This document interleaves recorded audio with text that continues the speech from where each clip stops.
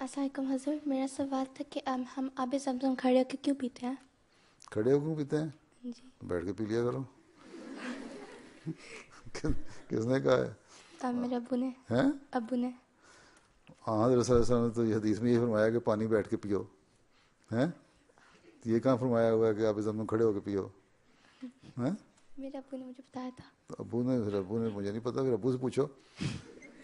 ہمیں تو علیہ وسلم کی یہ حدیث پتہ ہے کہ کھانا پینا بیٹھ کے کرو، آرام سے بیٹھو اور پھر پانی پیو. ٹھیک؟ تو یہ کہیں نہیں لکھا ہو کہ آپ زمزم ہو تو کھڑے ہو کے پی لو. پتہ نہیں کہ مولویوں کی کہیں سے سن لیا ہوگا کسی غیر مولوی احمدی مولوی سے فتویٰ.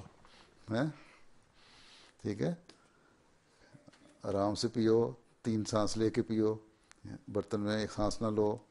ہیں؟ یہی حدیث آتی ہے. پانی پیتے ہو برتن میں سانس نہ لو، پانی ایک گلاس پی رہے ہو تو 3 دفعہ سانس گلاس پر ہٹا کے سانس لو پھر پیو. ہیں؟ بیٹھ کے پیو، آرام سے تسلی سے پیو، اچھو نہ آ جائے. ہیں؟ تو یہ چیزیں ہیں.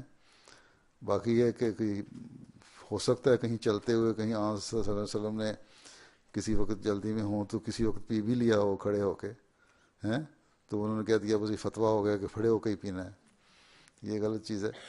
پھر جب جس کے لیے آب زمزم نکلا تھا، ہیں، وہ تو بچا تھا. ہیں؟